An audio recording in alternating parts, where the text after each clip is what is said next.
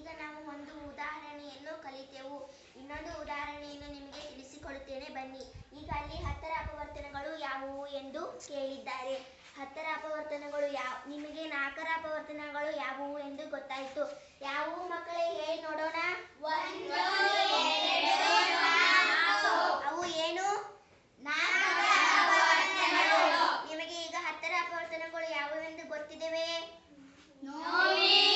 ನಿಮಗೆ ಈಗ ತಿಳಿಸಿಕೊಡುತ್ತೇನೆ ಬನ್ನಿ. ಅಲ್ಲಿ 10ರ ಅಪವರ್ತನಗಳು ಎಂದು ಕೇಳಿದ್ದಾರೆ. ನಾವು ಈಗ 10 ಕಲ್ಲುಗಳನ್ನು ತೆಗೆದುಕೊಳ್ಳಬೇಕು. 1 2 3 4 5 6 7 8 9 10. ನಾವು ಈಗ 10 ಕಲ್ಲುಗಳನ್ನು ತೆಗೆದುಕೊಂಡೆವು. ಈಗ ನಾವು ಏನು ಮಾಡಬೇಕು ಅಂತ ಹೇಳಿದ್ ನಾನು? ಒಂದರ ಗುಂಪು ಮಾಡಬೇಕು. ನಾವು ಈಗ ಒಂದರ ಗುಂಪನ್ನು ಮಾಡೋಣ.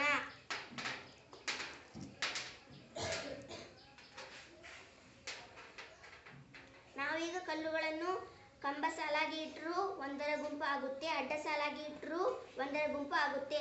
ಹಾಗಾಗಿ 10ರ ಅಪವರ್ತನವು 1. ನಾನು ನಿಮಗೆ ಆಗಲೇ ಹೇಳಿದ್ದೆ ಎಲ್ಲ ಸಂಖ್ಯೆಗಳ ಅಪವರ್ತನವು 1 ಹಾಗೆ ಇರುತ್ತದೆ ಅಂತ. ಹಾಗಾಗಿ 10ರ ಅಪವರ್ತನ 1.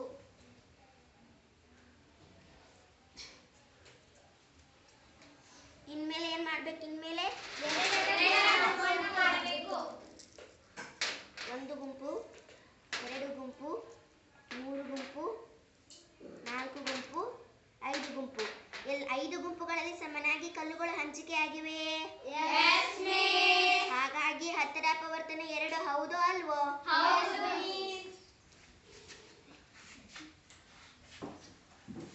ಈಗ ನಾವು 3ರ ಗುಂಪುಗಳನ್ನು ನೋಡೋಣ. ಈಗ 3 ಕಲ್ಲುಗಳನ್ನು ಗುಂಪುಗಳಾಗಿ ಮಾಡಬೇಕು. 1 2 3. ಈಗ 4 ಗುಂಪುಗಳಲ್ಲಿ 3 ಗುಂಪುಗಳಲ್ಲಿ ಮಾತ್ರ 3 ಕಲ್ಲುಗಳು ಸಮನಾಗಿ ಹಂಚಿಕೆಯಾಗಿವೆ. ಇನ್ನು ಒಂದು ಗುಂಪುಗಳಲ್ಲಿ ಬರೀ ಒಂದೇ ಕಲ್ಲು ಉಳಿದಿದೆ. ಹಾಗಾಗಿ 3 10ರ ಅಪವರ್ತನವೂ ಅಲ್ಲ. ಹಾಗಾಗಿ 3 10ರ ಅಪವರ್ತನವೂ ಅಲ್ಲ. ಯಾಕೆಂದ್ರೆ 4 ಗುಂಪುಗಳಲ್ಲಿ 3 ಕಲ್ಲುಗಳು ಸಮನಾಗಿ ಹಂಚಿಕೆಯಾಗಿಲ್ಲ. ಅದಕ್ಕೆ ಈಗ 4 ಕಲ್ಲುಗಳ ಗುಂಪುಗಳನ್ನು ನೋಡೋಣ ಬನ್ನಿ. ಒಂದು ಗುಂಪಿನಲ್ಲಿ 4, 2 ಗುಂಪಿನಲ್ಲಿ 4, 3 ಗುಂಪಿನಲ್ಲಿ 2. ಈಗ ನೋಡಿ, 3 ಗುಂಪುಗಳಲ್ಲಿ 2 ಗುಂಪುಗಳಲ್ಲಿ ಮಾತ್ರ 4 ಕಲ್ಲುಗಳು ಸಮನಾಗಿ ಹಂಚಿಕೆಯಾಗಿವೆ. 3ನೇ ಗುಂಪಿನಲ್ಲಿ 2 ಕಲ್ಲುಗಳು ಮಾತ್ರ ಇವೆ. ಈಗ ನೀವು ಈ ಗುಂಪಿನಲ್ಲಿ 4 ಕಲ್ಲಿವೆ. 1 2 3 4. 4 ಕಲ್ಲುಗಳ ಒಂದು ಗುಂಪು ಆಯಿತು. ಈಗ 2ನೇ ಗುಂಪಿನಲ್ಲಿ 1 2 3 4. 4 ಕಲ್ಲುಗಳಿವೆ. 2 ಗುಂಪುಗಳಲ್ಲಿ 4 ಕಲ್ಲುಗಳು ಸಮನಾಗಿ ಹಂಚಿಕೆಯಾಗಿವೆ. ಮತ್ತು 3ನೇ ಗುಂಪಿನಲ್ಲಿ 1 2 ಕಲ್ಲುಗಳು ಅಷ್ಟೇ ಇವೆ. ಹಾಗಾಗಿ 4 10ರ ಅಪವರ್ತನ ಅಲ್ಲ. ಈಗ ನಾವು 4ರ ಗುಂಪುಗಳನ್ನು ನೋಡಿದೆವು. ಈಗ 5ರ ಗುಂಪುಗಳನ್ನು ನೋಡೋಣ ಬನ್ನಿ. 1 2 3 4 5. ಒಂದು ಗುಂಪು ಆಯ್ತೇ? 1 2 3 4 5. ಈಗ 5 ಕಲ್ಲುಗಳು 2 ಗುಂಪುಗಳಲ್ಲಿ ಸಮನಾಗಿ ಹಂಚಿಕೆಯಾಗಿವೆ. ನಿಮಗೆ ನೆಟ್ಟಿಗೆ ಕಾಣದೇ ಇದ್ರೆ ನಾನು ತೋರಿಸ್ತೀನಿ. 1 2 3 4 5. ಒಂದು ಗುಂಪಿನಲ್ಲಿ 5 ಕಲ್ಲುಗಳ 1 2 3 4 5. ಹಾಗೆ 2ನೇ ಗುಂಪಿನಲ್ಲಿ ಕೂಡ 5 ಕಲ್ಲುಗಳು ಸಮನಾಗಿ ಹಂಚಿಕೆಯಾಗಿವೆ. ಹಾಗಾಗಿ 5 10ರ ಅಪವರ್ತನವು ಹೌದು. ಈಗ 5 ಮುಗಿಯಿತು. 6ರ ಗುಂಪುಗಳನ್ನು ನೋಡೋಣ ಬನ್ನಿ. 1 2 3 4 5 6. 1ನೇ ಗುಂಪಿನಲ್ಲಿ 6 ಕಲ್ಲುಗಳು ಸಮನಾಗಿ ಹಂಚಿಕೆಯಾಗಿವೆ. ಹಾಗೆ 2ನೇ ಗುಂಪಿನಲ್ಲಿ ನೋಡೋಣ ಬನ್ನಿ. 1 2 3 4.